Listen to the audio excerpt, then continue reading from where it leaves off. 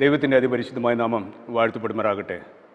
To reach the unreached Eden TV ഒരുക്കുന്ന seventh day Adventist സഭയുടെ senior ശാബത്ത് school പാഠത്തിലേക്ക് എല്ലാ ദൈവമക്കളെയും സ്നേഹത്തോടെ സ്വാഗതം ചെയ്യുന്നു.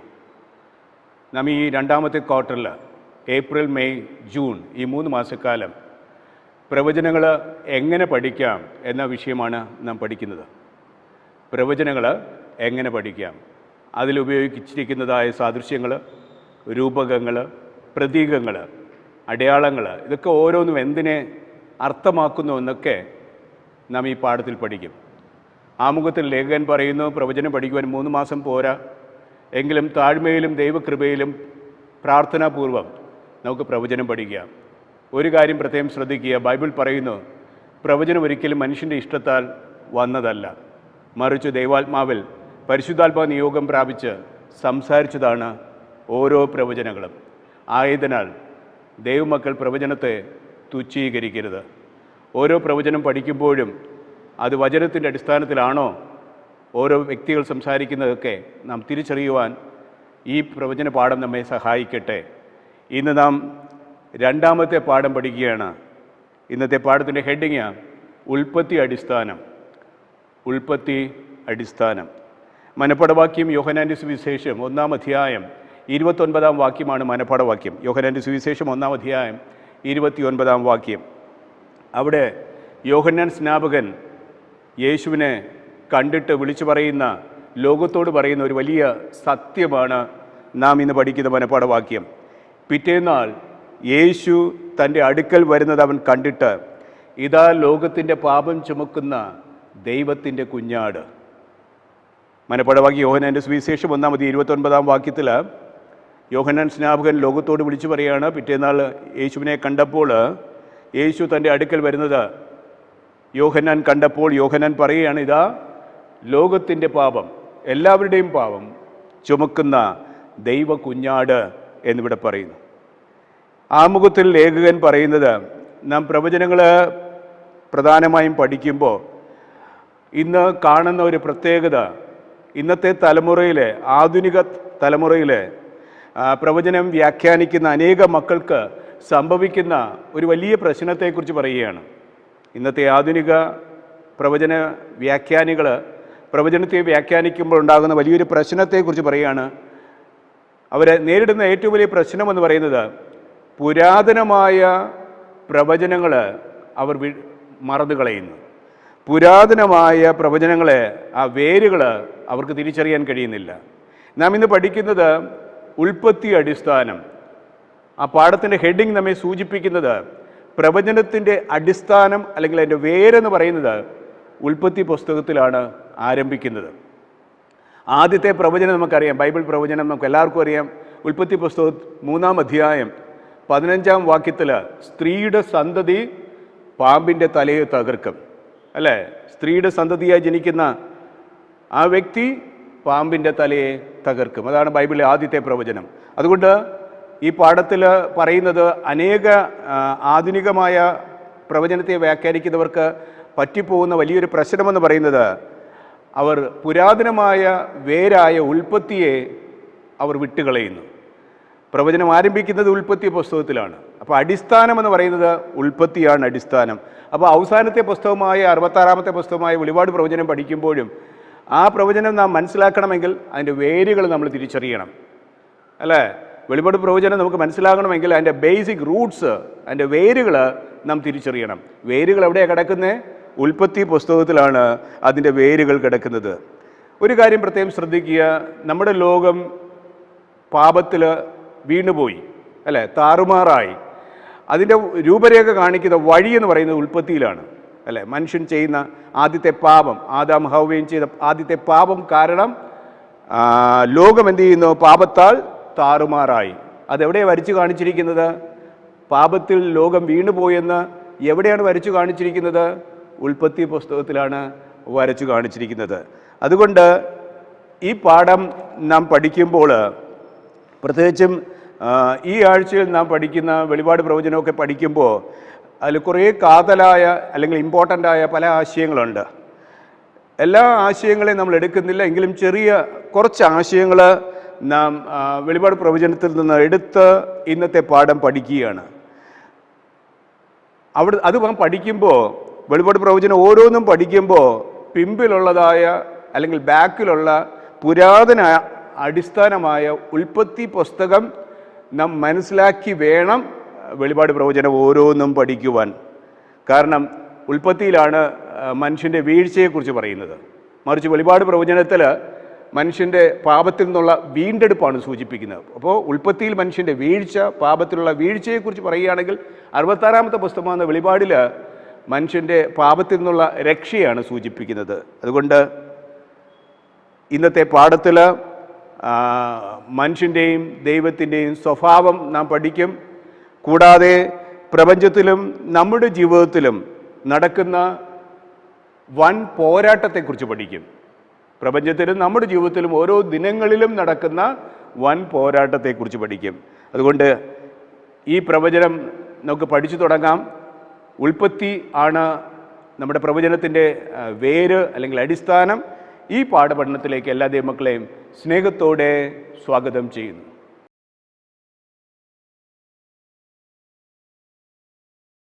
ഞായറാഴ്ചത്തെ ഭാഗത്തേക്ക് വരാം. ഞായറാഴ്ച പഠിക്കുന്ന ഹെഡിങ് ആദ്യ സൂചന എന്ന തത്വം. ആദ്യ സൂചന എന്ന തത്വം. ആമുഖത്തിൽ നമ്മൾ മനസ്സിലാക്കിയത് പ്രവചനത്തിൻ്റെ അടിസ്ഥാനമെന്ന് പറയുന്നത് ഉൽപ്പത്തി പുസ്തകമാണ്. അതിൻ്റെ ബേസ് ഉൽപ്പത്തിയാണ്.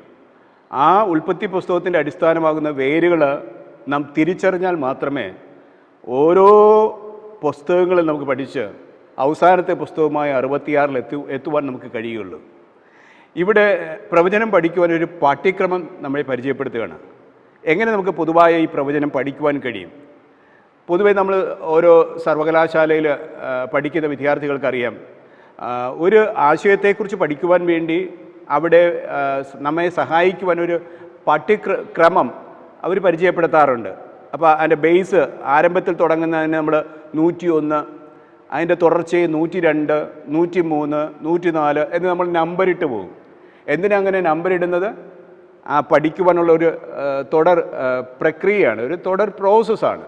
അപ്പോൾ 101 എൻ്റെ അടിസ്ഥാനമായ രൂപരേഖ. ആ പാഠവിഷയം പഠിക്കുവാനുള്ള അടിസ്ഥാനം 101. അതിൻ്റെ തുടർച്ചയായിട്ട് 102, 103, 104 ഇങ്ങനെ പാഠ്യക്രമങ്ങൾ ഓരോ സർവകലാശാലയും വിദ്യാർത്ഥികളെ പരിചയപ്പെടുത്താറുണ്ട്. അപ്പോൾ ഇന്നത്തെ പാഠത്തിലും നമുക്ക് ആദ്യ സൂചന ലഭിക്കുന്നത് ഉൽപ്പത്തിയിൽ നിന്നാണ്. പ്രവചനത്തിൻ്റെ ആദ്യ സൂചന ലഭിക്കുന്നത്. പാഠത്തിൻ്റെ ഹെഡിങ് നോക്കിക്കേ, ആദ്യ സൂചന എന്ന തത്വം. ആദ്യ സൂചന എന്ന തത്വം. അതുകൊണ്ട് ലേഖകൻ പറയുന്നത് നമ്മുടെ വേദപുസ്തകത്തിൽ ഒരാശയമോ ഒരു സാദൃശ്യമോ ഒരു പ്രതീകമോ ഒരു രൂപകങ്ങളോ ഇതൊക്കെ ആരംഭിക്കുന്നത് ഉൽപ്പത്തി പുസ്തകത്തിലാണ്. ഒരാശയത്തിൻ്റെ ആണെങ്കിലും സാദൃശ്യത്തിൻ്റെ ആണെങ്കിലും പ്രതീകത്തിൻ്റെ ആണെങ്കിലും ഒരു സൂചന ആരംഭിക്കുന്നത് ഉൽപ്പത്തിയിലാണ്. അതുകൊണ്ട് നമുക്കതിനെ ഒരു നിയമമാകുന്നതിന് പകരം, അതിനെ നിയമത്തിൽ പറയുന്നതിന് പകരം ആ ആശയത്തെ അല്ലെങ്കിൽ ആ പ്രതീകത്തെ ആ രൂപകത്തെ നമുക്കൊരു തത്വമെന്ന് പറയാം. നിയമങ്ങളാകുമ്പോൾ ഒരുപക്ഷെ അത് ഇരുമ്പ് ചട്ടയിലായിപ്പോവും, അല്ല, അത് നിയമമാകുമ്പോൾ അതിന് വലിയ ബുദ്ധിമുട്ടാണ്. അതൊരു ഇരുമ്പ് ചട്ടയിലായിപ്പോവും, അത് ഫ്ലെക്സിബിൾ അല്ല, അത് അയവുള്ളതല്ല. മറിച്ച് ഒരു തത്വമാകുമ്പോൾ നമുക്ക് മാറ്റുവാൻ കഴിയും. അപ്പോൾ ഇവിടെ നമ്മൾ പഠിക്കുന്ന ആദ്യ സൂചന എന്ന തത്വം അല്ലെങ്കിൽ ആ പ്രിൻസിപ്പിൾ നമുക്ക് ലഭിക്കുന്നത് ഉൽപ്പത്തി പുസ്തകത്തിൽ നിന്നാണ്.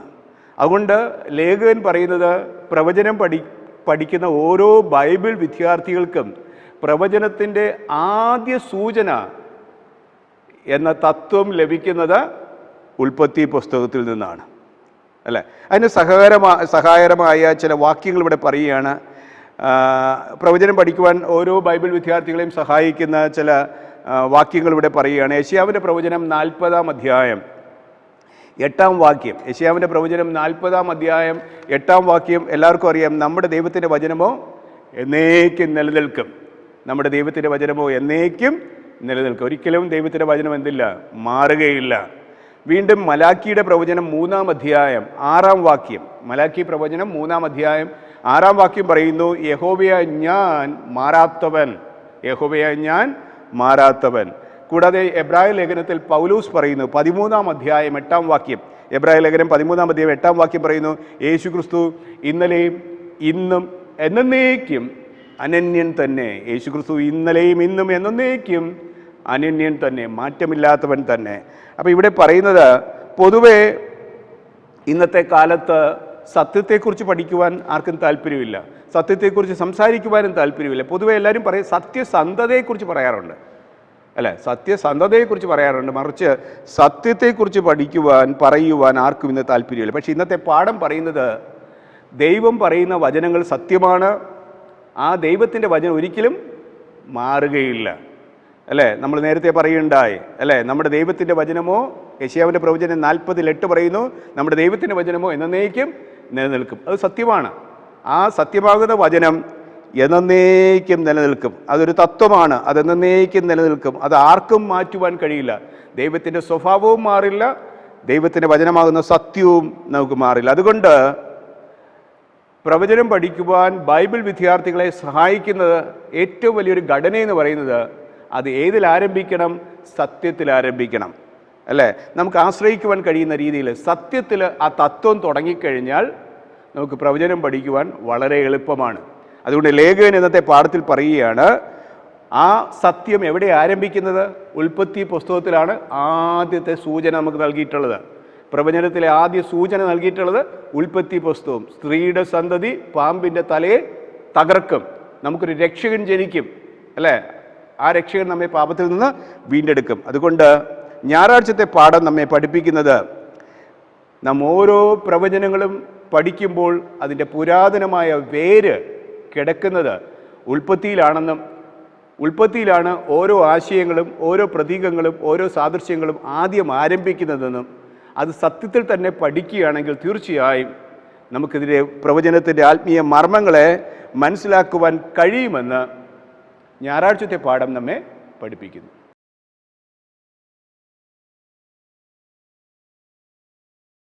തിങ്കളാഴ്ചത്തെ ഭാഗത്തേക്ക് വരാം. തിങ്കളാഴ്ച പഠിക്കുന്ന ഹെഡിങ് ദൈവസ്നേഹത്തെ മനസ്സിലാക്കുന്നു. തിങ്കളാഴ്ച പഠിക്കുന്ന ഹെഡിങ് ദൈവസ്നേഹത്തെ മനസ്സിലാക്കുന്നു. ആമുഖത്തിൽ ലേഖകൻ പറയുന്നത്, നമ്മുടെ പാപപ്രകൃതം കാരണം നമുക്കുണ്ടായിരിക്കുന്ന സ്വാർത്ഥതയും അഹംഭാവവും കാരണം പ്രപഞ്ചം തന്നെ മലിനപ്പെട്ടിരിക്കുന്നുവെന്ന് ലേഖകൻ പറയുകയാണ്. നമ്മുടെ പാപപ്രകൃതമാണ് ഇതിൻ്റെ അടിസ്ഥാനം. അപ്പോൾ നമ്മുടെ പാപപ്രകൃതത്തിൻ്റെ ഫലമായി നമ്മുടെ മനസ്സിലുണ്ടാകുന്ന സ്വാർത്ഥതയും അഹംഭാവവും കൊണ്ട് ഈ പ്രപഞ്ചം തന്നെ കളങ്കപ്പെട്ടിരിക്കുന്നു. രണ്ടാമത് പറയുന്നത്, നമ്മുടെ ദൈവം സർവജ്ഞാനിയാണ്. കഴിഞ്ഞ ആഴ്ച നമ്മൾ പഠിക്കുകയുണ്ടായി, നമ്മുടെ ദൈവം സർവജ്ഞാനിയാണ്. കാരണം ദൈവത്തിൻ്റെ ചിന്തകളല്ല നമ്മുടെ ചിന്തകൾ, ദൈവത്തിൻ്റെ വിചാരങ്ങളല്ല നമ്മുടെ വിചാരങ്ങൾ, ദൈവത്തിൻ്റെ വഴികളല്ല നമ്മുടെ വഴികൾ, അല്ലേ? അപ്പോൾ ഇവിടെ പറയുന്നത് ദൈവം സർവജ്ഞാനിയാണ്. പക്ഷേ നമ്മുടെ പരിമിതമായ അറിവ് വെച്ചാണ് നാം ദൈവത്തെ മനസ്സിലാക്കുന്നത്. നമ്മുടെ പരിമിതമായ അറിവ് വെച്ചാണ് നാം ദൈവത്തെ മനസ്സിലാക്കുന്നത്. കാരണം നാം പാപപ്രകൃതിയിലാണ് ജീവിക്കുന്നത്. വീണ്ടും പറയുന്നു, നാം സ്വയസ്നേഹികളാണ്. ബൈബിൾ പറയുന്നു നീ അന്യനെ സ്നേഹിക്കുക. പക്ഷേ നാം ആരാണ്? സ്വയസ്നേഹികളാണ്. നമ്മുടെ സ്വയത്തെയാണ് നാം സ്നേഹിക്കുന്നത്. എന്താ കാര്യം? നമ്മുടെ പാപപ്രകൃതം കാരണം. അതുകൊണ്ട് ഇന്നത്തെ പാഠം പറയുന്നു, പ്രവചനം പഠിക്കണമെങ്കിൽ അതിൻ്റെ താക്കോൽ എന്ന് പറയുന്നത് സ്നേഹമാണ്. പ്രവചനം പഠിക്കണമെങ്കിൽ അതിൻ്റെ താക്കോൽ എന്ന് പറയുന്നത്, അതിൻ്റെ അടിസ്ഥാനം എന്ന് പറയുന്നത് സ്നേഹമാണ്. 1 യോഹന്നാൻ്റെ ലേഖനം 4-ാം അധ്യായം 7-8 വാക്യങ്ങൾ. 1 യോഹന്നാൻ്റെ ലേഖനം 4-ാം അധ്യായം 7-8 വാക്യങ്ങളിൽ പത്മോസിലെ യോഹന്നാൻ പറയുകയാണ്, പ്രിയമുള്ളവരെ, നാം അന്യോന്യം സ്നേഹിക്കുക, കാരണം സ്നേഹം ദൈവത്തിൽ നിന്ന് വരുന്നു. സ്നേഹിക്കുന്നവനെല്ലാം ദൈവത്തിൽ നിന്ന് ജനിച്ചിരിക്കുന്നു, ദൈവത്തെ അറിയുകയും ചെയ്യുന്നു. സ്നേഹിക്കാത്തവൻ ദൈവത്തെ അറിഞ്ഞിട്ടില്ല, കാരണം ദൈവം സ്നേഹം തന്നെ. 1 യോഹന്നാൻ്റെ ലേഖനം 4-ാം അധ്യായം 7-8 വാക്യങ്ങൾ പറയുന്നത്, പ്രിയമുള്ളവരെ, നാം അന്യോന്യം സ്നേഹിക്കുക. അപ്പോൾ പ്രവചനം പഠിക്കണമെങ്കിൽ അതിൻ്റെ അടിസ്ഥാനം അല്ലെങ്കിൽ അതിൻ്റെ താക്കോല് എന്ന് പറയുന്നത് സ്നേഹമാണ്. വീണ്ടും 1 യോഹന്നാൻ 4:16, 1 യോഹന്നാൻ 4:16, ഇങ്ങനെ ദൈവത്തിന് നമ്മോടുള്ള സ്നേഹത്തെ നാം അറിഞ്ഞും വിശ്വസിച്ചുമിരിക്കുന്നു. ദൈവം സ്നേഹം തന്നെ. സ്നേഹത്തിൽ വസിക്കുന്നവൻ ദൈവത്തിൽ വസിക്കുന്നു, ദൈവം അവനിലും വസിക്കുന്നു. അപ്പോൾ അതിൻ്റെ ഒരു പ്രത്യേകത ശ്രദ്ധിക്കുക. സ്നേഹത്തിൽ വസിക്കുന്നവൻ ദൈവത്തിൽ വസിക്കുന്നു, ഇനി ദൈവം അവനിലും വസിക്കുന്നു എന്നിവിടെ പറയുന്നു. വീണ്ടും റോമർക്കെഴുതിയ ലേഖനം 5:8 ക്രിസ്തുവോ നാം പാപികളായിരിക്കുമ്പോൾ തന്നെ, എല്ലാവർക്കും അറിയുന്ന വചനമാണ്, ക്രിസ്തുവോ നാം പാപികളായിരിക്കുമ്പോൾ തന്നെ നമുക്ക് വേണ്ടി മരിക്കിയാൽ ദൈവം തനിക്ക് നമ്മോടുള്ള സ്നേഹത്തെ പ്രദർശിപ്പിച്ചിരിക്കുന്നു എന്നിവിടെ പറയുന്നു, അല്ലേ? അതുകൊണ്ട് പ്രവചനം പഠിക്കുവാനുള്ള താക്കോല് എന്ന് പറയുന്നത് സ്നേഹമാണ്. ഇവിടെ എലൻ ജി വൈറ്റ് തൻ്റെ ലേഖനത്തിൽ ഡിസയർ ഓഫ് വൻ പോരാട്ടം എന്ന പുസ്തകത്തിൽ പേജ് 678 എലൻ ജി വൈറ്റ് പറയുന്നത്, സർവഭൂമിയും വിശുദ്ധമായി ഒരുമയുടെയും സന്തോഷത്തിൻ്റെയും ഒരേ തുടിപ്പ് ദൈവത്തിൻ്റെ സർവ്വ സൃഷ്ടിയിലും കാണുവാൻ കഴിയുന്നു എന്നിവിടെ പറയുകയാണ്. അപ്പോൾ പാപത്തിനു മുമ്പുള്ള ഒരു അവസ്ഥയാണ് പറയുന്നത്. എലൻ ജി വൈറ്റ് പാപത്തിനു മുമ്പുണ്ടായിരുന്ന ഒരു പ്രത്യേകത പറയുകയാണ്, സർവഭൂമിയും ഒരുമയുടെയും സന്തോഷത്തിൻ്റെ ഒരു തുടിപ്പ് ദൈവം സൃഷ്ടിച്ച സർവ്വ സൃഷ്ടിയിലും കാണുവാൻ അന്ന് കഴിഞ്ഞിരുന്നു എന്നിവിടെ പറയുന്നു. കൂടാതെ എല്ലാറ്റിനെയും സൃഷ്ടിച്ചവെങ്കിൽ നിന്ന് ജീവനും വെളിച്ചവും സന്തോഷവും അതിരില്ലാത്ത പ്രദേശങ്ങളിലേക്ക് ഒഴുകിക്കൊണ്ടിരുന്നു എന്നിവിടെ പറയുന്നു. കൂടാതെ അതിസൂക്ഷ്മമായ, നമ്മുടെ ശാസ്ത്ര പാഠത്തിൽ ഒരു ചെറിയ പ്രിൻ്റ് മിസ്റ്റേക്ക് ഉണ്ട്, 5 മുതൽ എന്ന വാക്കാണ് കൊടുത്തിരിക്കുന്നത്. അതിന് പകരം ഇങ്ങനെ വായിക്കുക, അതിസൂക്ഷ്മമായ ആറ്റം മുതൽ, അല്ലേ? അതിസൂക്ഷ്മമായ ആറ്റം മുതൽ ഏറ്റവും വലിയ ലോകം വരെ, ജീവനുള്ളതും ജീവനില്ലാത്തതും എല്ലാം ദൈവത്തിൻ്റെ സ്നേഹത്തെ പ്രഖ്യാപിക്കുന്നുവെന്ന് എലൻ ജി വൈറ്റ് വൻ പോരാട്ടം എന്ന പുസ്തകത്തിൽ പറയുകയാണ്, അല്ലേ? ദൈവം സൃഷ്ടിച്ച എല്ലാ ജീവജാലങ്ങളും, ജീവനുള്ളതാണെങ്കിലും ജീവനില്ലാത്തതാണെങ്കിലും, ഒരു ആറ്റം മുതൽ ലോകത്തിൻ്റെ എല്ലാ സൃഷ്ടികളും ദൈവത്തിൻ്റെ സ്നേഹത്തെ വിളിച്ചു പറയുന്നു എന്നിവിടെ പറയുന്നു. തിങ്കളാഴ്ചത്തെ പാഠത്തിൽ സ്നേഹം എന്ന പദം എവിടെയാണ് ആദ്യം പരാമർശിച്ചിരിക്കുന്നത്? തിങ്കളാഴ്ചത്തെ പാഠത്തിൽ ലേഖകൻ ചോദിക്കുകയാണ്, സ്നേഹം എന്ന പദം എവിടെയാണ് ആദ്യം പരാമർശിച്ചിരിക്കുന്നത്? ഉൽപ്പത്തി പുസ്തകം 22-ാം അധ്യായമാണ് പ്രതിപാദ്യ വിഷയം. ഉൽപ്പത്തി പുസ്തകം 22-ാം അധ്യായം 1 മുതൽ 13 വരെയുള്ള വേദവാക്യങ്ങൾ. ഉൽപ്പത്തി പുസ്തകം 22-ാം അധ്യായം 1 മുതൽ 13 വരെ. അവിടെ നമ്മുടെ വിശ്വാസത്തിൻ്റെ പിതാവായ അബ്രഹാമിൻ്റെ ജീവിത അനുഭവമാണ് ഇവിടെ പറയുന്നത്. നമുക്കെല്ലാവർക്കും അറിയാം, നമ്മുടെ വിശ്വാസത്തിൻ്റെ പിതാവാണ് അബ്രഹാം. അബ്രഹാമിന് ദൈവത്തിൻ്റെ വാഗ്ദത്തം ലഭിച്ചു. 75-ാമത്തെ വയസ്സിലാണ് വാഗ്ദത്തം ലഭിച്ചത്. വീണ്ടും 25 വർഷം ആ വാഗ്ദത്ത സന്തതി ജനിക്കുവാൻ വേണ്ടി അബ്രഹാം കാത്തിരുന്നു. വിശ്വാസത്തിൽ തളരാതെ ആ വാഗ്ദത്തിൽ ആശ്രയിച്ചുകൊണ്ട് അവൻ ജീവിച്ചു. അങ്ങനെ 100-ാമത്തെ വയസ്സിൽ വാഗ്ദത്ത സന്തതിയായ ഇസഹാക്ക് അബ്രഹാമിന് ജനിക്കുന്നു.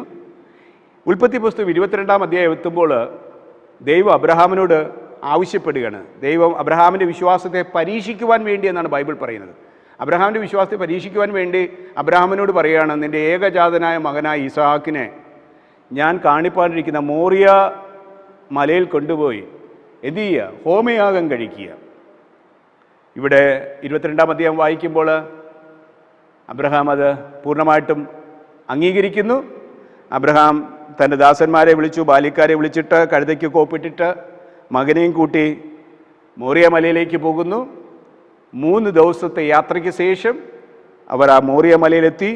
അബ്രഹാം പറയുകയാണ്, ദാസന്മാരോട് പറയാണ്, ദാസന്മാരോട് പറയാണ്, കഴുതയാട്ടി നിങ്ങൾ ഇവിടെ ഇരിക്കുക, ഞാനും മകനും പോയി ആരാധന കഴിച്ചിട്ട് വരാം എന്നിവിടെ പറയുന്നു.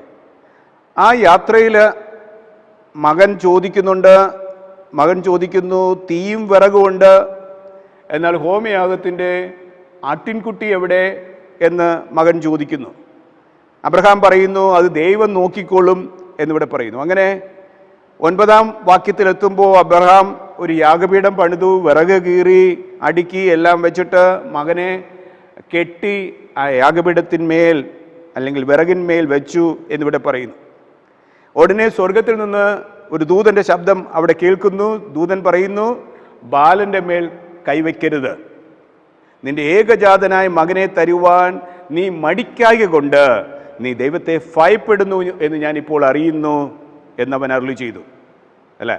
നിൻ്റെ ഏകജാതനായ മകനെ തരുവാൻ നീ മടിക്കായിക്കൊണ്ട്. കാരണം നേരത്തെ പറയുണ്ടായി അബ്രഹാമിൻ്റെ വിശ്വാസത്തെ പരീക്ഷിക്കുവാൻ വേണ്ടിയാണ്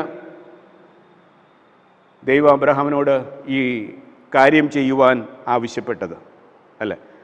ഇവിടെ ആ പരീക്ഷയിൽ അബ്രഹാം വിജയിക്കുന്നതായിട്ട് ഇവിടെ പറയുന്നു. അപ്പോൾ ഇവിടെ സ്നേഹമെന്ന ആ പദം ആദ്യമായിട്ട് പരാമർശിക്കുന്നത് ഉൽപ്പത്തി പുസ്തകം 22-ാം അധ്യായം 2-ാം വാക്യമാണ്. 2-ാം വാക്യം ഇത് വായിച്ച് 2-ാം വാക്യം പറയുന്നത്, അപ്പോൾ അവൻ നിൻ്റെ മകനെ നീ സ്നേഹിക്കുന്ന നിൻ്റെ ഏകജാതന ഇസാക്കിനെ തന്നെ കൂട്ടിക്കൊണ്ട് മോറിയ ദേശത്ത് ചെന്ന് അവിടെ ഞാൻ നിന്നോട് കൽപ്പിക്കുന്ന ഒരു മലയിൽ അവനെ ഹോമയാഗം കഴിക്കുക എന്നരുളി ചെയ്യുന്നു.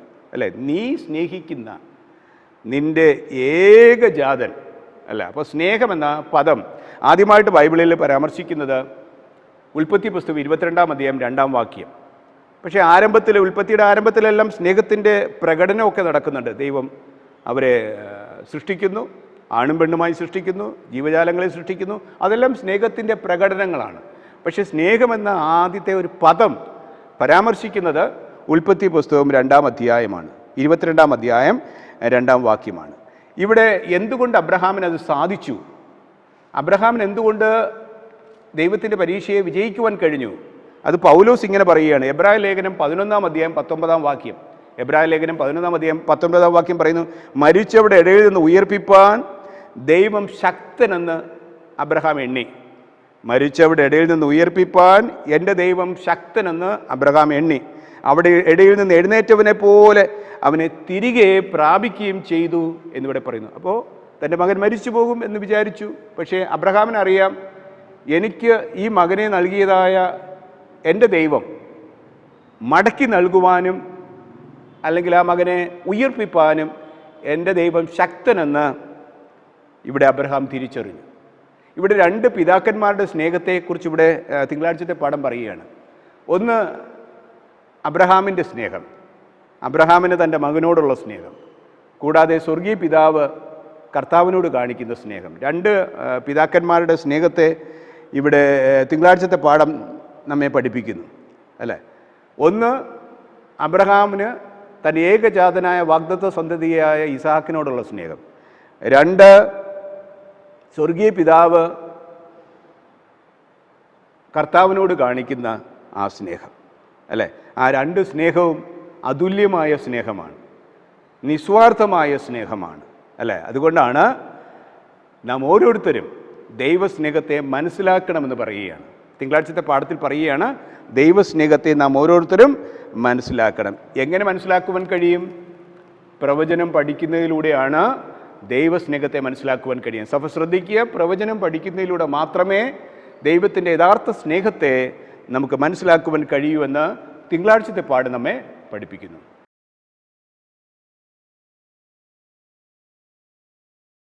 ചൊവ്വാഴ്ചത്തെ ഭാഗത്തേക്ക് വരാം. ചൊവ്വാഴ്ച പഠിക്കുന്ന ഹെഡിങ് ഇസഹാക്കിൻ്റെ ചോദ്യം, കുഞ്ഞാട് എവിടെ?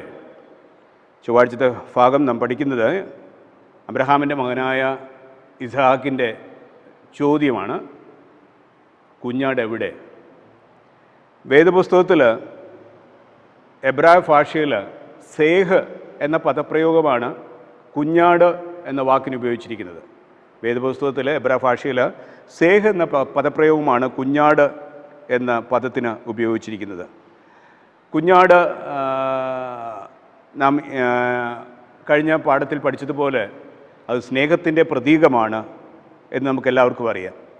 അപ്പം വെളിപാട് പ്രവചനത്തിൽ ഏകദേശം 20 പ്രാവശ്യം യേശുക്രിസ്തുവാണ് നമ്മുടെ അറക്കപ്പെട്ട കുഞ്ഞാട് എന്ന് പ്രതിപാദിക്കുന്നുണ്ട്.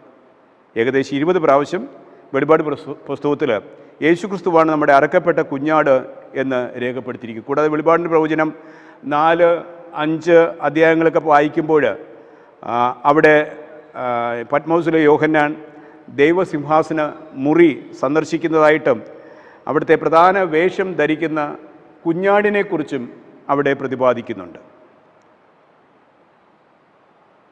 അപ്പം അങ്ങനെ ഇവിടെ കുഞ്ഞാട് എന്ന പദപ്രയോഗം ഏകദേശം പല അധ്യായങ്ങളിൽ നമുക്ക് കാണുവാൻ കഴിയുന്നു. അതുകൊണ്ട് ഇസാക്ക് ചോദിച്ച ആദ്യത്തെ ചോദ്യമാണ് ഇവിടുത്തെ പ്രതിപാദ്യ വിഷയം.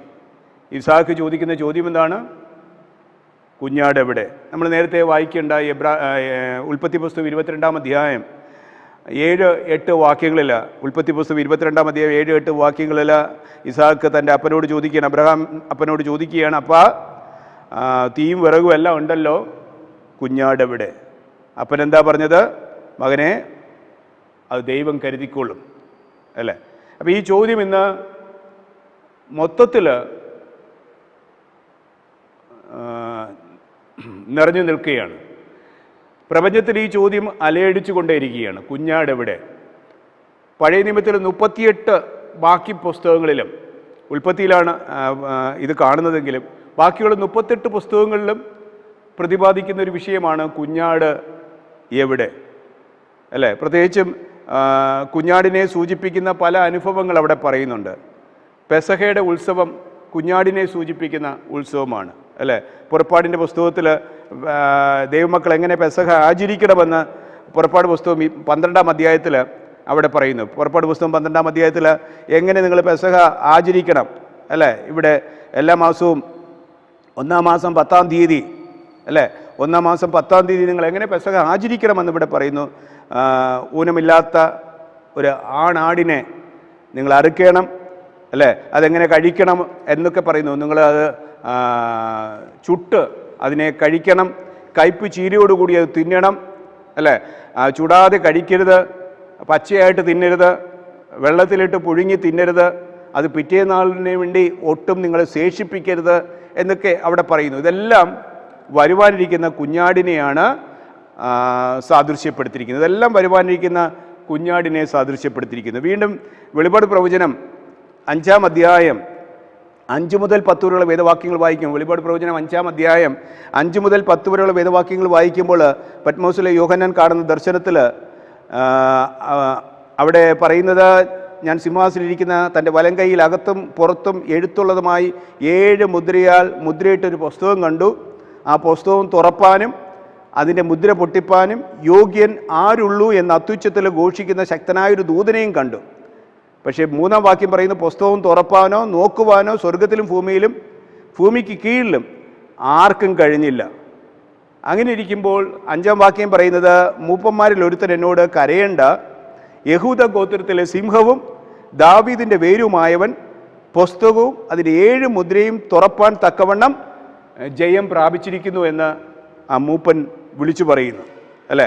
അവിടെ താഴോട്ട് വായിക്കുമ്പോൾ അവിടെ പറയുന്നത്, 9-ാം വാക്യം പറയുന്നത്, പുസ്തകം വാങ്ങുവാനും അതിൻ്റെ മുദ്ര പൊട്ടിപ്പാനും നീ യോഗ്യൻ, നീ അറുക്കപ്പെട്ട് നിൻ്റെ രക്തം കൊണ്ട് സർവ്വഗോത്രത്തിലും ഭാഷയിലും വംശത്തിലും ജാതിയിലും നിന്നുള്ളവരെ ദൈവത്തിനായി വിലയ്ക്ക് വാങ്ങി എന്നിവിടെ പറയുന്നു, അല്ലേ? അപ്പോൾ ആ കുഞ്ഞാട് ആ പുസ്തകവും തുറപ്പാനും അതിൻ്റെ മുദ്ര പൊട്ടിപ്പാനും യോഗ്യൻ എന്നിവിടെ പറയുന്നു, അല്ലേ? അങ്ങനെ എണ്ണമറ്റ പ്രവചനങ്ങൾ പഴയ നിയമത്തിലെ ബാക്കി 38 പുസ്തകങ്ങളിലും കാണുവാൻ കഴിയുന്നു. പുതിയ നിയമത്തിലും എണ്ണമറ്റ പ്രവചനങ്ങൾ കുഞ്ഞാടിനെക്കുറിച്ച് രേഖപ്പെടുത്തിയിരിക്കുന്നു, അല്ലേ? നമ്മൾ മനപ്പാഠവാക്യത്തിൽ കണ്ടതുപോലെ യോഹന്നാൻ സ്നാപകൻ യോർദാനിൽ അനേകരെ സ്നാനപ്പെടുത്തിക്കൊണ്ടിരിക്കുന്ന സമയത്ത് കർത്താവ് അതിലേക്ക് കടന്നുപോയി, യേശു അതിലേക്ക് കടന്നുപോയി. ഉടനെ യോഹന്നാൻ സ്നാപകൻ പറയുകയാണ്, യേശുവിനെ കണ്ടിട്ട് പറയണം, ഇതാ ലോകത്തിൻ്റെ പാപത്തെ ചുമക്കുന്ന ദൈവത്തിൻ്റെ കുഞ്ഞാട്, അല്ലേ? ഇതാ ലോകത്തിൻ്റെ പാപത്തെ ചുമക്കുന്ന ദൈവത്തിൻ്റെ കുഞ്ഞാട്. അവിടെ യോഹന്നാൻ സ്നാപകൻ എന്താ ചെയ്തുകൊണ്ടിരുന്നത്? ബഥാനിയ എന്ന പട്ടണത്തിൽ യോഹന്നാൻ ചെയ്തുകൊണ്ടിരുന്നത് എന്താണ്? അനേക മാനസാന്തരപ്പെട്ട പാപികളെ യോഹന്നാൻ എന്ത് ചെയ്തു? സ്നാനപ്പെടുത്തിക്കൊണ്ടേയിരിക്കുന്നു, അല്ലേ? സ്നാനമെന്ന് പറയുന്നത് മാനസാന്തരത്തിൻ്റെ അടയാളമാണ്. പാപത്തെ എന്ത് ചെയ്യുന്നു? വെള്ളത്തിൽ കുഴിച്ചിട്ടതിന് ശേഷം അവൻ ഉയർത്തെഴുന്നേൽക്കുന്നു. ആ സമയത്താണ് നമുക്ക് വേണ്ടി മരിക്കുവാനിരിക്കുന്നതായ, സർവ്വലോകത്തിനു വേണ്ടിയും മരിക്കുവാനിരിക്കുന്നതായ കുഞ്ഞാടിനെ കാണുന്നത്, അല്ലേ? നാം പാപത്തിൽ നിന്ന് രക്ഷിക്കുവാൻ വേണ്ടി മാനസാന്തര സ്നാനം അവിടെ ചെയ്യുമ്പോൾ ആ സ്നാനം എന്തിനെ സൂചിപ്പിക്കുന്നു? നമ്മുടെ പാപത്തെ വെള്ളത്തിൽ കുഴിച്ചിട്ടതിന് ശേഷം ഒരു പുതിയ ദേഹിയായി നാം ഉയർത്തെഴുന്നേൽക്കുന്നു. ആ സന്ദർഭത്തിൽ അതിലെ ആര് കടന്നു പോകുന്നു? യേശു കടന്നു പോകുന്നു. സർവ്വലോകത്തിൻ്റെയും പാപം ചുമക്കുന്ന ദൈവ കുഞ്ഞാട് അതിലേക്ക് കടന്നു പോകുന്നു. അപ്പോഴാണ് യോഹന്നാൻ പറഞ്ഞത്, ഇതാ ലോകത്തിൻ്റെ പാപത്തെ ചുമക്കുന്ന ദൈവത്തിൻ്റെ കുഞ്ഞാട്. ഉടനെ സ്വർഗത്തിൽ നിന്നൊരു അശരീരി ഉണ്ടായി. എന്താണ് അശരീരി? യവൻ എൻ്റെ പ്രിയപുത്രൻ, യവനിൽ ഞാൻ പ്രസാദിച്ചിരിക്കുന്നു. അല്ലേ? കർത്താവ് അവിടെ സ്നാനപ്പെടുമ്പോൾ സ്വർഗം തുറന്ന്, കർത്താവ് യോഹന്നാൻ സ്നാപകനാൽ സ്നാനപ്പെടുമ്പോൾ സ്വർഗം തുറന്ന് അവിടെ ഒരു ശബ്ദം ഉണ്ടായി, യവൻ എൻ്റെ പ്രിയപുത്രൻ, യവനിൽ ഞാൻ പ്രസാദിച്ചിരിക്കുന്നു. അതുകൊണ്ട് ചൊവ്വാഴ്ചത്തെ പാഠം നമ്മെ പഠിപ്പിക്കുന്നത് ദൈവത്തിൻ്റെ കുഞ്ഞാടാണ് നമ്മുടെ കർത്താവ് യേശു ക്രിസ്തു. ദൈവത്തിൻ്റെ കുഞ്ഞാടാണ് നമ്മുടെ കർത്താവ് യേശു ക്രിസ്തു. ആ കർത്താവാണ് നമുക്ക് വേണ്ടി അറക്കപ്പെട്ട കുഞ്ഞാടായി ഈ ലോകത്തിലെ യാഗമായി തീർന്നത്. അതുകൊണ്ട് ആ മുദ്ര പൊട്ടിപ്പാൻ, അല്ലേ, ആ പുസ്തകം തുറപ്പാൻ, നമ്മെ പാപത്തു നിന്ന് രക്ഷിപ്പാൻ അവൻ യോഗ്യനെന്ന് ചൊവ്വാഴ്ചത്തെ പാഠം നമ്മെ പഠിപ്പിക്കുന്നു.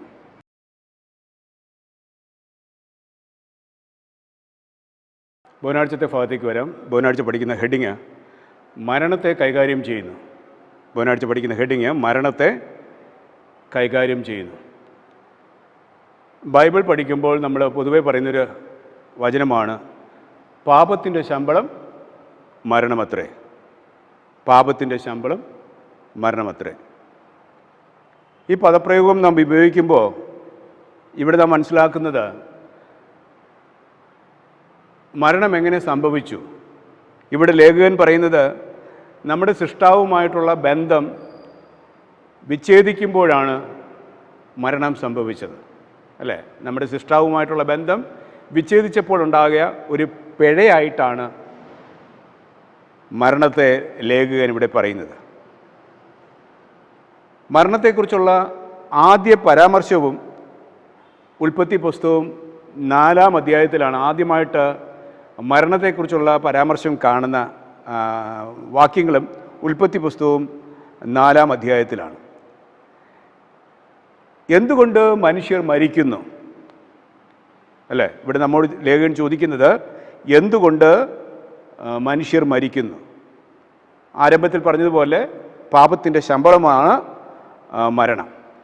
ഇവിടെ ഉൽപ്പത്തി പുസ്തകം 2-ാം അധ്യായം 15 മുതൽ 17 വരെയുള്ള വേദവാക്യങ്ങൾ വായിക്കുമ്പോൾ, ഉൽപ്പത്തി പുസ്തകം 2-ാം അധ്യായം 15 മുതൽ 17 വരെയുള്ള വേദവാക്യങ്ങൾ വായിക്കുമ്പോൾ അവിടെ പറയുന്ന യഹോവ ദൈവം മനുഷ്യനെ കൂട്ടിക്കൊണ്ടുപോയി ഏദെൻ തോട്ടത്തിൽ വേല ചെയ്യുവാനും അതിനെ കാപ്പാനും അവിടെ ആക്കി.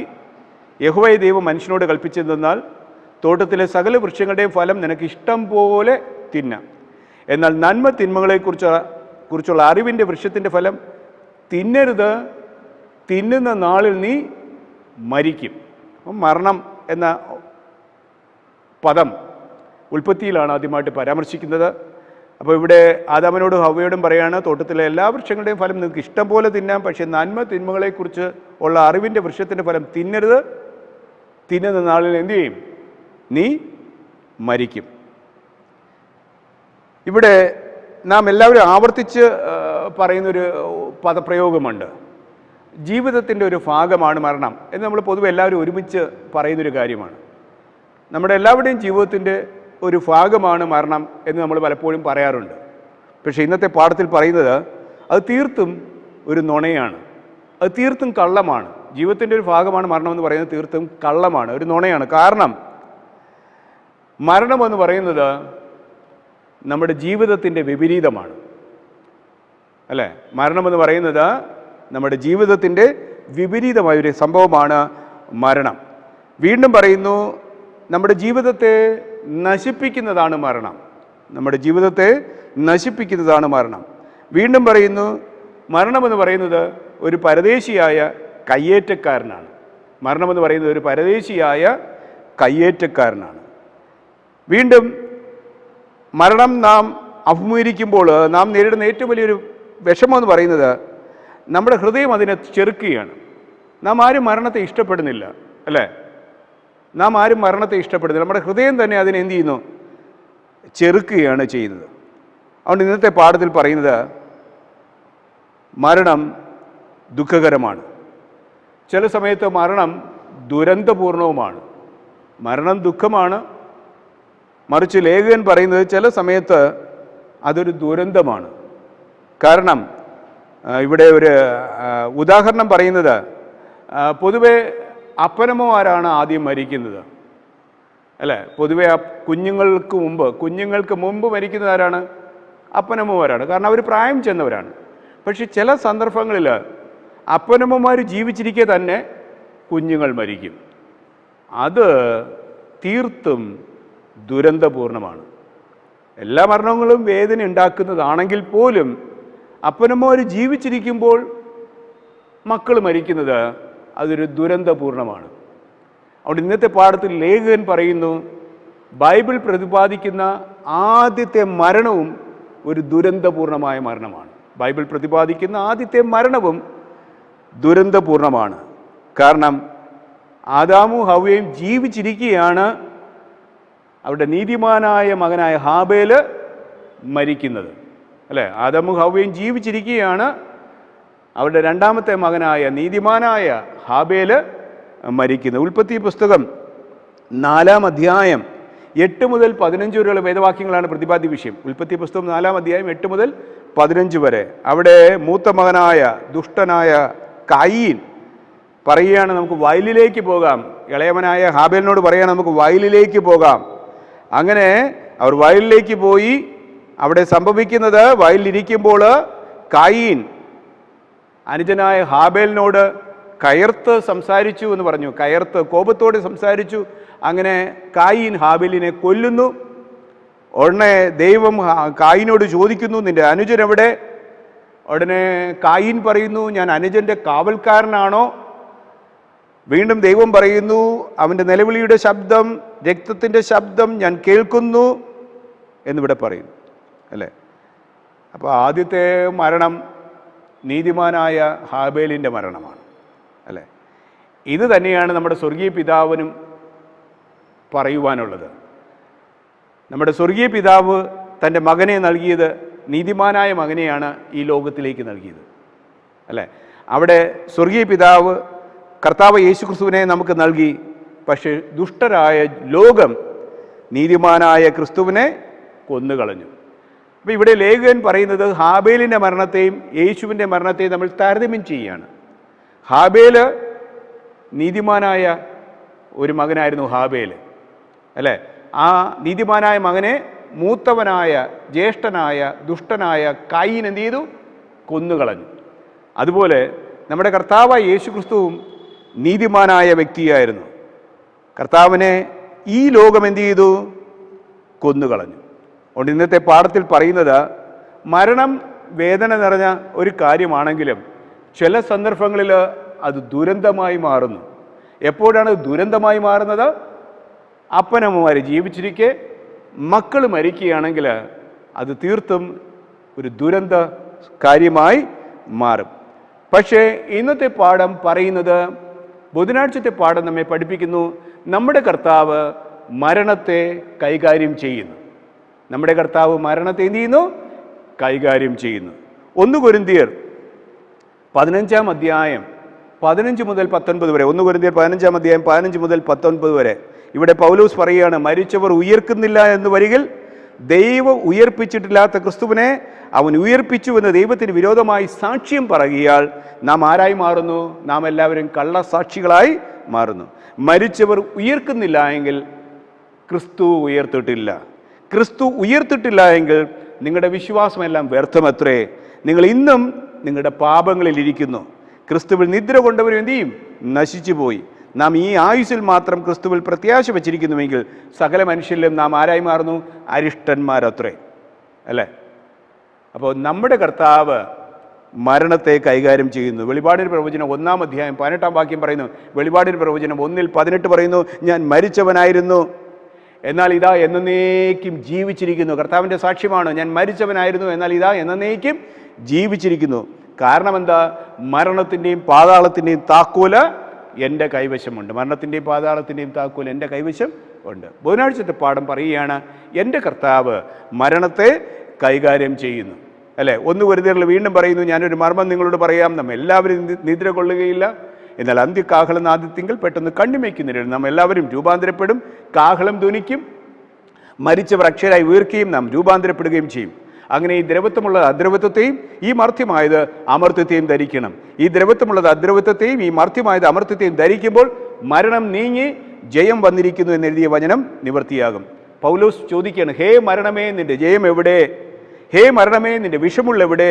മരണത്തിൻ്റെ വിഷമുള്ള പാപം പാപത്തിൻ്റെ ശക്തിയോ ന്യായപ്രമാണം നമ്മുടെ കർത്താവ് യേശുക്രിസ്തു മുഖാന്തരം നമുക്ക് ജയം നൽകുന്ന ദൈവത്തിന് സ്തോത്രം എന്ന് പൗലോസ് പറയുന്നു. അല്ലേ? കർത്താവ് മരണത്തിൻ്റെയും പാതാളത്തിൻ്റെയും താക്കോൽ കൈവശമുള്ളവനാണ് നമ്മുടെ കർത്താവ്. ക്രൂശിൽ ജയോത്സവം കൊണ്ടാടി നടന്നവനാണ് നമ്മുടെ കർത്താവ് യേശുക്രിസ്തു. അല്ലേ? കർത്താവ് മരണത്തെ അതിജീവിച്ചു. അത് നമുക്ക് വലിയൊരു പ്രത്യാശ നമുക്ക് എല്ലാ ദൈവമക്കൾക്കും നൽകുന്നു. അല്ലേ? ക്രിസ്തുവാണ് നമ്മുടെ വഴിയും സത്യവും ജീവനും നമ്മുടെ പുനരുത്ഥാനവും എന്ന് കർത്താവ് ലോകത്തോട് സാക്ഷി പറയും. എന്നിൽ വിശ്വസിക്കുന്നവൻ മരിച്ചാലും ജീവിക്കും എന്ന് പറയുന്നു. അതുകൊണ്ട് ബുധനാഴ്ചത്തെ പാഠം പറയും, നമ്മുടെ കർത്താവ് നമ്മുടെ എല്ലാവരുടെയും ജീവിതത്തിൽ ദുഃഖകരമായ മരണത്തെ കൈകാര്യം ചെയ്യുന്നു എന്നിവിടെ പറയുന്നു. അല്ലേ? കർത്താവിൽ വിശ്വസിക്കുന്നവർക്ക് എന്തുണ്ട്? നിത്യജീവിതമുണ്ട് എന്ന് ബുധനാഴ്ചത്തെ പാഠം നമ്മെ പഠിപ്പിക്കുന്നു.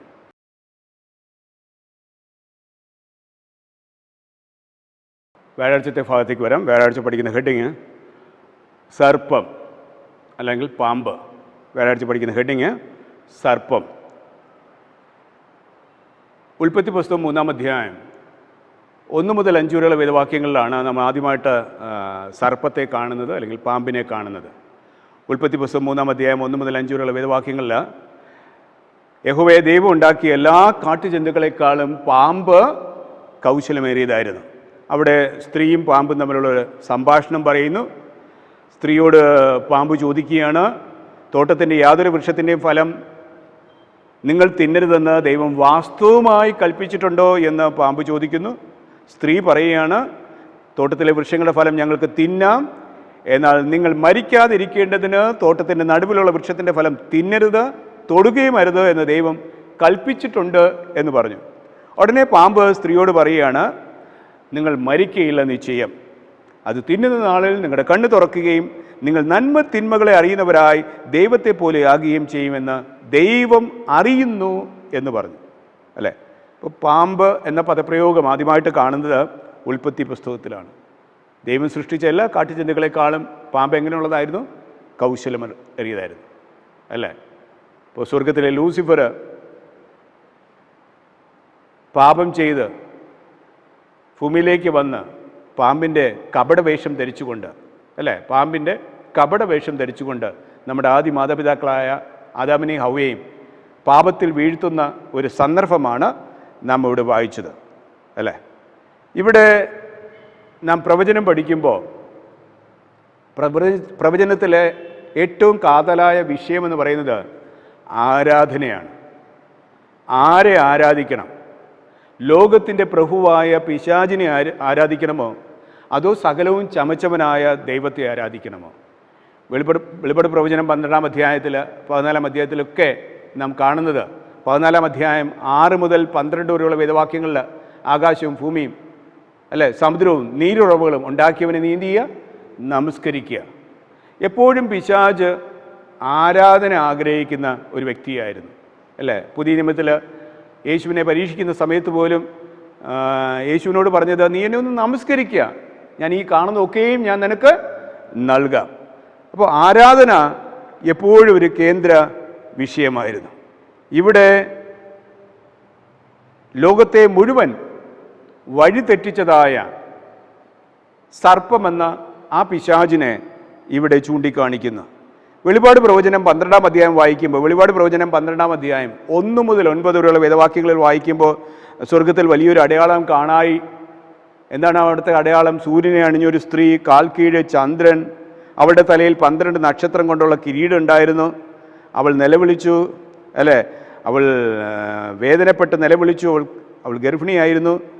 ഇവിടെ പറയുന്നത് തീ നിറമുള്ള ഒരു മഹാസർപ്പം, തീ നിറമുള്ളൊരു മഹാസർപ്പം. അതിൻ്റെ വാല് ആകാശത്തിലെ നക്ഷത്രങ്ങളിൽ 3-1 വലിച്ചുകൂട്ടി ഭൂമിയിലേക്ക് എറിഞ്ഞു കളഞ്ഞു. പ്രസവിപ്പാറായ സ്ത്രീ പ്രസവിച്ച ഉടനെ കുട്ടിയെ തിന്നുകളവൻ ആര് വന്നു? മഹാസർപ്പം വരുന്നു. അല്ലേ? ഇവിടെ ഇരുമ്പുകൾ കൊണ്ട് മേയ്പ്പാനുള്ള ഒരു ആൺകുട്ടിയെ പ്രസവിച്ചതിന് ശേഷം കുട്ടിയെ സ്വർഗത്തിലേക്ക് ദൈവം എടുക്കുന്നു. സ്ത്രീ എങ്ങോട്ട് ഓടി? മരുഭൂമിയിലേക്ക് ഓടി. അവിടെ 1260 ദിവസം, ആകയാൽ 42 മാസം മരുഭൂമിയിൽ ആ സ്ത്രീ എന്ന സഭയെ ദൈവം സംരക്ഷിച്ചു. പിന്നെ സ്വർഗത്തിൽ യുദ്ധമുണ്ടായി. മികായേലും എൻ്റെ ദൂതന്മാരും മഹാസർപ്പത്തോട് പടവെട്ടി തൻ്റെ ദൂതന്മാരുമായി മഹാസർപ്പവും പടവെട്ടി ജയിച്ചില്ലതാനും. പിന്നെ എന്താ സംഭവിച്ചേ? ആ മിഖായേലിനോട് പടവെട്ടിയതായ ആ 1/3 ദൂതന്മാരെ ദൈവം എങ്ങോട്ട് അയച്ചു? ഭൂമിയിലേക്ക് അയച്ചു, അല്ലേ? ഭൂമിയിലേക്ക് വന്നതായ പിശാച് എന്താ ചെയ്തത്? സർപ്പമായി ഏദൻ തോട്ടത്തിൽ പ്രവേശിച്ചു. അല്ല, 9-ാം വാക്യം വായിക്കുന്നത് 12:9, വെളിപ്പാട് പ്രവചനം 12:9, ഭൂതലത്തെ മുഴുവൻ തെറ്റിച്ചു കളയുന്ന പിശാചും സാത്താനും എന്ന മഹാസർപ്പമായ പഴയ പാമ്പിനെ ഭൂമിയിലേക്ക് തള്ളിക്കളഞ്ഞു, അവൻ്റെ ദൂതന്മാരെയും അവനോടുകൂടെ തള്ളിക്കളഞ്ഞു എന്നിവിടെ പറയുന്നു. അപ്പോൾ ഭൂതലത്തെ മുഴുവനും തെറ്റിച്ച് കളയുന്ന ആ മഹാസർപ്പമായ പഴയ പാമ്പ്, ഏദൻ തോട്ടത്തിൽ നമ്മുടെ ആദ്യ മാതാപിതാക്കളെ പാപത്തിൽ വീഴിച്ചതായ ആ പഴയ പാമ്പിനെ കുറിച്ച് ഇവിടെ പറയുന്നു. വെളിപാട് പ്രവചനം 12-ാം അധ്യായവും 13-ാം അധ്യായവും ഒക്കെ വായിക്കുമ്പോൾ ആ മഹാസർപ്പം ഇവിടെ മൃഗത്തിന് അധികാരം കൊടുക്കുന്നതായിട്ടും, അല്ലേ, ലോകത്തെ മുഴുവൻ നമസ്കരിക്കുവാനായിട്ട് ആ മഹാസർപ്പം അവിടെ പറയുന്നതായിട്ടൊക്കെ വെളിപാട് പ്രവചനം 12-13 അധ്യായങ്ങൾ വായിക്കുമ്പോൾ മനസ്സിലാകുന്നു. അതുകൊണ്ട് ലേഖകൻ പറയുന്നത് വൻ പോരാട്ടത്തിൻ്റെ ഒരു നല്ല ചിത്രം വെളിപാട് പ്രവചനം വായിക്കുമ്പോൾ മനസ്സിലാവും. വൻ പോരാട്ടത്തെക്കുറിച്ചുള്ള ഒരു നല്ല ചിത്രം വെളിപാട് പ്രവചനം വായിക്കുമ്പോൾ നമുക്ക് മനസ്സിലാകും. ഇവിടെ ഒരു കാര്യം പ്രത്യേകം പറയുന്നു, നമ്മുടെ ദൈവത്തിൻ്റെ സ്വഭാവം മാറ്റമില്ലാത്തതാണ്. നേരത്തെ നമ്മൾ മലാക്കി പ്രവചനം വായിച്ചപ്പോഴും യെശയ്യാവിൻ്റെ പ്രവചനം വായിച്ചപ്പോഴും എബ്രായ ലേഖനം വായിച്ചപ്പോഴെല്ലാം നമ്മുടെ ദൈവം ഇന്നും എന്നേക്കും അനന്യൻ തന്നെ. നമ്മുടെ ദൈവം മാറ്റമില്ലാത്തവൻ, മാറാത്തവൻ. ദൈവത്തിൻ്റെ വചനം എന്നേക്കും നിലനിൽക്കുന്നു. അതുകൊണ്ട് ദൈവത്തിൻ്റെ സ്വഭാവം അല്ലെങ്കിൽ ദൈവത്തിൻ്റെ പ്രകൃതം എന്ന് പറയുന്നത് മാറ്റമില്ലാത്തതാണ്. അതുകൊണ്ട് ക്രിസ്ത്യാനികൾക്ക് നമുക്കൊരിക്കലും ദൈവത്തിൻ്റെ സ്വഭാവം മാറും എന്ന് ഒരിക്കലും വിചാരിച്ച് പ്രയാസപ്പെടേണ്ട കാര്യമില്ല. മറിച്ച് ആരുടെ സ്വഭാവമാണ് മാറിക്കൊണ്ടേയിരിക്കുന്നത്? പിശാചിൻ്റെ സ്വഭാവം 24 മണിക്കൂർ മാറിക്കൊണ്ടേയിരിക്കും. കാരണം പിശാച് ഏത് വേഷവും ധരിക്കും, കപട വേഷം ധരിക്കും. ബൈബിൾ പറയുന്നു, അവൻ വെളിച്ചദൂതൻ്റെ വേഷം പോലും ധരിച്ച് അനേക വൃതന്മാരെ അന്ത്യകാലത്ത് തെറ്റിക്കുമെന്ന് ഇവിടെ പറയുന്നു. അതുകൊണ്ട് നമ്മുടെ കർത്താവിൻ്റെ സ്വഭാവത്തിലൊരിക്കലും, നമ്മുടെ ദൈവത്തിൻ്റെ സ്വഭാവത്തിലൊരിക്കലും മാറ്റം വരില്ല. അതെന്നേക്കും നിലനിൽക്കുന്നതാണ്. മറിച്ച് പിശാചിൻ്റെ സ്വഭാവം ഏത് സമയവും മാറിക്കൊണ്ടേയിരിക്കും എന്നിവിടെ പറയുന്നു. അതുകൊണ്ട് യാക്കോബിൻ്റെ ലേഖനത്തിൽ പറയുന്നൊരു പ്രതിവാദി വിഷയമുണ്ട്. യാക്കോബിൻ്റെ ലേഖനം 1-ാം അധ്യായം 5-ാം വാക്യം പറയുന്നു, നിങ്ങളിൽ ഒരുത്തന് ജ്ഞാനം കുറവാകുന്നുവെങ്കിൽ ഫൽസിക്കാതെ അല്ലെങ്കിൽ വഴക്ക് പറയാതെ എല്ലാവർക്കും ഔദാര്യമായി കൊടുക്കുന്നവനായ ദൈവത്തോട് ഈ ജ്ഞാനം ചോദിച്ചു വാങ്ങട്ടെ എന്ന് പറയുകയാണ്. അങ്ങനെ യാചിക്കുമ്പോൾ, ജ്ഞാനം ശലോമോൻ ജ്ഞാനി ചോദിച്ചതുപോലെ യാചിക്കുമ്പോൾ ദൈവം അവർക്ക് ആ ജ്ഞാനം ലഭിക്കും, അല്ലേ? അപ്പോൾ ആരെ ആരാധിക്കണം എന്ന് ഉള്ള ജ്ഞാനം അല്ലെങ്കിൽ ആ വിവേകം നൽകുന്നത് ദൈവമാണ്. അത് പ്രവചനം പഠിച്ചാൽ മാത്രമേ അത് മനസ്സിലാകുകയുള്ളൂ. അല്ല എങ്കിൽ നാം ആടി ഒലഞ്ഞു പോകും, അല്ലേ? ഇവിടെ ലേഖകൻ പ്രത്യേകിച്ച് പറയുകയാണ്, ഇന്ന് ക്രിസ്ത്യാനികളെല്ലാം ആത്മീയ കെണികളിൽ വീണിരിക്കുകയാണ്. ക്രിസ്ത്യാനികളെല്ലാം ആത്മീയ കെണികളിൽ വീണിരിക്കുകയാണ്. ആരെ ആരാധിക്കണമെന്ന് അറിയുന്നില്ല, അല്ലേ? സൃഷ്ടാവായ ദൈവത്തെ ആരാധിക്കണമോ അതോ ലോകത്തിൻ്റെ പ്രഭുവായ പിശാചിനെ ആരാധിക്കണമെന്ന് അനേകർക്കറിയില്ല. ഇന്ന് അനേക ക്രിസ്ത്യാനികൾ അതിൽ വീണു പോയിരിക്കുന്നു. അതുകൊണ്ട് ഇന്നത്തെ പാഠം പറയുന്നു, നമ്മുടെ ദൈവത്തിൻ്റെ സ്വഭാവം ഒരിക്കലും മാറില്ല. നമ്മുടെ ദൈവം മാറ്റമില്ലാത്തവനാണ്. മറിച്ച് പിശാച് എന്താ ചെയ്യുന്നത്? ഭൂതലത്തെ മുഴുവൻ തെറ്റിച്ച് കളയുവാൻ വേണ്ടി അവൻ ഊടാടി സഞ്ചരിച്ചു കൊണ്ടിരിക്കണം. ആരെ വിഴുങ്ങേണ്ടു എന്ന് വിചാരിച്ച് അവൻ എന്ത് ചെയ്യുന്നു? ഊടാടി സഞ്ചരിച്ചു കൊണ്ടിരിക്കുന്നു. അതുകൊണ്ട് ആ പഴയ പാമ്പിനെ നിങ്ങൾ ഓർത്തുകൊള്ളുവീൻ, അല്ലേ? ഏദൻ തോട്ടത്തിൽ സ്വർഗത്തിൽ നിന്ന് ഇറങ്ങി വന്നതായ ലൂസിഫർ പാമ്പിൻ്റെ വേഷം ധരിച്ച് അവിടെ വന്നതായ പഴയ പാമ്പിനെ എന്ത് ചെയ്യുക? നിങ്ങൾ ഓർത്തുകൊള്ളുവീൻ. കാരണം അന്ത്യകാലത്തും ഈ പാമ്പ് എന്ത് ചെയ്യും? അന്ത്യകാലത്ത് ഈ മഹാസർപ്പം മൃഗത്തിന് അധികാരം നൽകിയിട്ട് ഈ മൃഗത്തെ ആരാധിക്കണമെന്ന് ലോകത്തോടെല്ലാം വിളിച്ചു പറയും എന്ന് വെളിപാട് പ്രവചനം പറയുന്നു. അതുകൊണ്ട് ഈ കെണികളിൽ വീഴാതെ ദൈവത്തെ നമ്മുടെ സൃഷ്ടാവിനെ ആരാധിക്കുവാൻ വ്യാഴാഴ്ചത്തെ പാഠം നമ്മെ പഠിപ്പിക്കുന്നു. വെള്ളിയാഴ്ചത്തെ ഭാഗത്തേക്ക് വരാം. വെള്ളിയാഴ്ചയിൽ എലൻ ജി വൈറ്റ് അപ്പോസ്തലന്മാരുടെ പ്രവൃത്തികൾ എന്ന പുസ്തകത്തിൽ വലിയൊരു സത്യം ലോകത്തോട് വിളിച്ചു പറയുന്നു. പ്രത്യേകിച്ചും അഡ്വൻറ്റിസ്റ്റുകാർ ശ്രദ്ധിക്കേണ്ട, സെവന്ത് ഡേ അഡ്വൻറ്റിസ്റ്റുകാർ എന്ന് അഭിമാനിക്കുന്ന ഓരോ ദൈവമക്കളും ശ്രദ്ധിക്കേണ്ട ഒരു കാര്യം പ്രവാചകിയായ എലൻ ജി വൈറ്റ് തൻ്റെ ലേഖനത്തിലൂടെ പറയുകയാണ്. എലൻ ജി വൈറ്റ് പറയുന്നത്, അഡ്വന്റിസ്റ്റുകാർ ഒരേ കാര്യങ്ങൾ കേട്ട് കേട്ട് കേട്ട് മനം മടുത്തവരാണ്. കാരണം പ്രവചനത്തിൽ നാം കൂടുതലായി ഊന്നൽ കൊടുക്കുന്നത് ദാനിയേലിൻ്റെ പ്രവചനവും വെളിപാട് പ്രവചനത്തിനാണ് നമ്മൾ കൂടുതലായി ഊന്നൽ കൊടുക്കുന്നത്. കാരണം ദാനിയേൽ പ്രവചനം 2-ാം അധ്യായത്തിലാണ് നമ്മുടെ രക്ഷയുടെ ദൂത് അവിടെ കിടപ്പുണ്ട് അല്ലേ. നമ്മുടെ രക്ഷയുടെ രൂപരേഖ കാണുന്നത് ദാനിയേൽ പ്രവചനം 2-ാം അധ്യായത്തിലാണ്. അവിടെ നമ്മൾ കഴിഞ്ഞ ആഴ്ച പഠിക്കുകയുണ്ടായി, 4 ലോക സാമ്രാജ്യങ്ങളെയും നശിപ്പിച്ചിട്ട് എന്നേക്കും നിലനിൽക്കുന്ന നിത്യരാജ്യത്വം നമ്മുടെ കർത്താവ് സ്ഥാപിക്കും എന്നൊരു കറക്റ്റ് പിക്ചർ ദാനിയേൽ പ്രവാചകൻ്റെ പുസ്തകം 2-ാം അധ്യായത്തിൽ കൊടുത്തിരിക്കുന്നു. അതുപോലെ വെളിപാട് പ്രവചനത്തിൽ അന്ത്യകാലത്തിൽ സംഭവിക്കുന്ന ഓരോ കാര്യങ്ങളും നമ്മോട് വ്യക്തമായി ഊന്നിപ്പറയുന്നു. ഇന്ന് അനേക അഡ്വന്റിസ്റ്റുകാർക്ക് ഇത് കേട്ട് കേട്ട് കേട്ട് മടുത്ത് അവർക്കൊരു ബോറായി തോന്നിയിരിക്കുകയാണ് അല്ലേ. പുതുതായിട്ട് വീണ്ടും ഇത് കേൾക്കുമ്പോൾ ഞങ്ങളിതെല്ലാം പഠിച്ചതാണല്ലോ, ഞങ്ങളിതെല്ലാം കേട്ടതാണല്ലോ, ഇനി എന്തെങ്കിലും പുതുമയുണ്ടോ എന്ന് അന്വേഷിക്കുന്നവരാണ് അനേകം പേരും. ഇന്നത്തെ പാഠത്തിൽ പറയുന്നത് അടിസ്ഥാനമാകുന്ന ഉൽപ്പത്തിയെ മാറ്റിയിട്ട്, കാരണം പ്രവചനത്തിൻ്റെ അടിസ്ഥാനത്തിൻ്റെ വേര് കിടക്കുന്ന ഉൽപ്പത്തിയിലാണ്. പ്രവചനത്തിൻ്റെ അടിസ്ഥാനമാകുന്ന വേരായ ഉൽപ്പത്തിയെ മാറ്റിയിട്ട് പുതുമകൾ പഠിച്ച്, പുതിയ തത്വങ്ങൾ പഠിച്ച് പ്രവചനത്തെ തുച്ഛീകരിക്കരുത് എന്ന് അഡ്വന്റിസ്റ്റുകാരോട് പറയുകയാണ്. കാരണം എല്ലാം മനസ്സിലാക്കുമ്പോൾ ചിലർക്കൊരു തോന്നലുണ്ട്, ഞങ്ങളിതെല്ലാം കേട്ട് മടുത്തതാണ്, ഞങ്ങളിതൊക്കെ പഠിച്ചിട്ടുള്ളതാണ് അല്ലേ, ഇനി ഇതിലെന്തെങ്കിലും പുതിയതുണ്ടോ. അതുകൊണ്ട് ഇന്നത്തെ പുതിയ പാസ്റ്റർമാർ കാണിക്കുന്ന ഒരു പ്രത്യേകത, പുതിയ പാസ്റ്റർമാർ ചെയ്യുന്ന ഒരു പ്രത്യേക രീതി, എലൻ ജി വൈറ്റ് പറയുകയാണ്, അവർ ഓരോന്നിലും പുതുമ കണ്ടെത്താൻ ശ്രമിക്കും, പുതിയ പുതിയ പുതുമകൾ കണ്ടെത്താൻ ശ്രമിക്കും. പക്ഷേ നമ്മൾ പഠിച്ച ബൈബിൾ വചനങ്ങൾ ഒരിക്കലും മാറാത്തതാണ്. ദൈവത്തിൻ്റെ വചനം ഒരിക്കലും മാറ്റമില്ലാത്തതാണ്. പ്രവചനങ്ങൾ ഒരിക്കലും മാറ്റമില്ലാത്തതാണ്. അതുകൊണ്ട് പുതുമകൾ അന്വേഷിച്ച് പോകുന്ന യുവതലമുറയോട് പറയുന്നത്, നാം ഈ അപൂർവതകൾ പുതുമകൾ അന്വേഷിച്ച് പോകുമ്പോൾ യഥാർത്ഥ അടിസ്ഥാനത്തിൽ നിന്ന് നീ മാറിപ്പോകരുത് എന്നിവിടെ പറയുന്നു. എലൻ ജി വൈറ്റ് നമുക്കൊരു താക്കീത് നൽകുകയാണ്. പ്രവാചക എലൻ ജി വൈറ്റ് നമുക്കൊരു താക്കീത് നൽകുകയാണ്. പുതുമകൾ അന്വേഷിച്ച്, പുതിയ പുതിയ പുതുമകൾ അന്വേഷിച്ചുള്ള പ്രവചനങ്ങൾ നാം പഠിക്കുവാൻ ആഗ്രഹിക്കുമ്പോൾ അടിസ്ഥാനം ഉപേക്ഷിക്കുകയാണെങ്കിൽ നാം അതിൽ വീണു പോകും എന്നിവിടെ പറയുകയാണ്. അതുകൊണ്ട് നമ്മുടെ എല്ലാ പ്രവചനത്തിൻ്റെയും ആരംഭം എന്ന് പറയുന്നത് ഉൽപ്പത്തിയാണ്. കാരണം അതിലാണ് അടിസ്ഥാനം. സ്ത്രീയുടെ സന്തതി പാമ്പിൻ്റെ തലയെ തകർക്കും, നമുക്കൊരു രക്ഷകൻ ജനിക്കും അല്ലേ. അത് മോശ തുടങ്ങി സകല പ്രവാചകന്മാരും അത് എഴുതിയിട്ടുണ്ട്. കാരണം ആദ്യത്തെ 5 പുസ്തകങ്ങൾ എഴുതിയത് മോശയാണ്. അപ്പോൾ മോശ പോലും കർത്താവാണ് പ്രവചനത്തിൻ്റെ കേന്ദ്ര കഥാപാത്രമെന്ന് വ്യക്തമായി നമുക്ക് കാണിച്ചു തന്നിരിക്കുന്നു. അതുകൊണ്ട് ഈ അടിസ്ഥാനത്തിൽ പണിത് വേണം നാം ഓരോ പ്രവചനങ്ങളും പഠിക്കുവാൻ.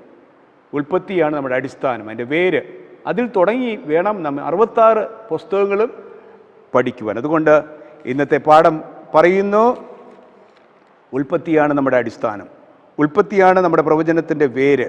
അതുകൊണ്ട് ആ പിമ്പിലുള്ള ആ പുരാതനമായ അടിസ്ഥാനം ഉപേക്ഷിക്കാതെ ഓരോ പ്രവചനങ്ങളും പഠിക്കുവാൻ കർത്താവ് നമുക്ക് ജ്ഞാനം നൽകട്ടെ. പരിശുദ്ധാത്മാവ് നമുക്ക് ജ്ഞാനം നൽകട്ടെ. ജ്ഞാനമില്ലാത്തവർ ദൈവത്തോട് ചോദിക്കട്ടെ. പ്രാർത്ഥനയോടും അപേക്ഷയോടും വിനയത്തോടും കൂടി ദൈവാത്മാവിൽ ശരണം പെട്ടുകൊണ്ട് ഓരോ പ്രവചനങ്ങളും പഠിക്കുവാൻ കർത്താവിൻ്റെ പരിശുദ്ധാത്മാവെ സഹായിക്കട്ടെ എന്ന പ്രാർത്ഥനയോടുകൂടി ശ്യാം സ്കൂൾ പാഠം അവസാനിപ്പിക്കുന്ന ദൈവം നമ്മെ എല്ലാവരെയും ഒരുപോലെ അനുഗ്രഹിക്കുമാറാകട്ടെ. നമുക്ക് പ്രാർത്ഥിക്കാം. കാരുണ്യവാനായ സ്വർഗ്ഗീയ പിതാവേ, തിരുനാമത്തിനായി സ്തോത്രം. അനുഗ്രഹിക്കപ്പെട്ട പാഠങ്ങൾ പഠിക്കുവാൻ സ്വർഗ്ഗത്തിൽ ദൈവം ഞങ്ങൾക്ക് കാണിക്കുന്ന കൃപകൾക്കായി സ്തോത്രം. പിതാവേ, പ്രവചനത്തിൻ്റെ അടിസ്ഥാനം എവിടെ ആരംഭിക്കുന്നുവെന്ന് ഞങ്ങളെ ഇന്ന് പഠിപ്പിച്ച കൃപകൾക്കായി സ്തോത്രം. ഉൽപ്പത്തിയിൽ അത് ആരംഭിക്കുന്നുവെന്നും അതിൻ്റെ വേരുകൾ ഉൽപ്പത്തിയിൽ തുടങ്ങിയിരിക്കുന്നുവെന്നും അതിൻ്റെ സാദൃശ്യങ്ങളും അതിൻ്റെ രൂപകങ്ങളും പ്രതീകങ്ങളെല്ലാം ഉൽപ്പത്തിയിൽ അത് കാണുന്നുവെന്നും ഇതൊക്കെയും ഒരു കുഞ്ഞാടിനെയാണ് വിളിച്ച് പറയുന്നതെന്നും ആ കുഞ്ഞാടാണ് നമ്മുടെ രക്ഷകനെന്നും കർത്താവ്, ആ കുഞ്ഞാടാകുന്ന കർത്താവെ മരണത്തിൽ നിന്നും കർത്താവെ, സാത്താൻ്റെ അന്ധകാരത്തിൽ എന്നും ഞങ്ങളെ എന്നേക്കും വിടുവിക്കുന്നവനാണെന്നും ആ മുദ്ര പൊട്ടിപ്പാൻ ആ കുഞ്ഞാട് യോഗ്യനെന്നും രക്ഷ നൽകുവാൻ ആ കുഞ്ഞാട് യോഗ്യനെന്നും ഞങ്ങളെ പഠിപ്പിച്ച കൃപകൾക്കായി സ്തോത്രം. പിതാവേ, ഇതൊക്കെയും പഠിച്ചുകൊണ്ട് ദൈവസന്നിധിയിൽ ഞങ്ങളെ നിർത്തണമേ എന്ന് പ്രാർത്ഥിക്കുന്നു. പ്രവചനം പഠിച്ച് ദൈവത്തെ കാണുവാൻ, ദൈവത്തോടൊപ്പം ചേരുവാൻ ഞങ്ങളെ സഹായിക്കണമേ. ഞങ്ങളുടെ കുറവുകൾ ബലഹീനതകളൊക്കെയും ക്ഷമിക്കണമേ. പാഠം ശ്രദ്ധിച്ച മക്കൾക്കായി പ്രാർത്ഥിക്കുന്നു. അവരുടെ ജീവിതത്തിന് അനുഗ്രഹമായി തീരുവാൻ സഹായിക്കണം. ഓരോ പള്ളികളിലും ആത്മാർത്ഥമായി ഈ പാഠങ്ങൾ പഠിക്കുവാനുള്ളത് എല്ലാ ദൈവകൃപയും ഓരോ അധ്യാപകർക്കും അങ്ങ് നൽകണമെന്ന് പ്രാർത്ഥിക്കുന്നു. പ്രത്യേകിച്ചും ഈഡൻ മിനിസ്ട്രിക്കായി പ്രാർത്ഥിക്കുന്നു. അനുഗ്രഹിക്കണമേ. കൂടിയിരിക്കണം, ബലപ്പെടുത്തണം, ആത്മാവിൽ ഞങ്ങളെ നിറയ്ക്കണം. എല്ലാവരുടെ ഉപരിയാകും മേഘാരനായി കടന്നു വരുമ്പോൾ അങ്ങയുടെ സന്നിധിയിൽ എതിരേൽക്കുന്ന കൂട്ടത്തിൽ ഞങ്ങളും കാണപ്പെടുവാൻ ഞങ്ങളെ സഹായിച്ചൊരുക്കണമെന്ന് യേശുവിൻ നാമത്തിൽ ചോദിക്കുന്ന പ്രാർത്ഥന കേൾക്കണം. പരിശുദ്ധനായ നല്ല പിതാവേ, ആമേൻ.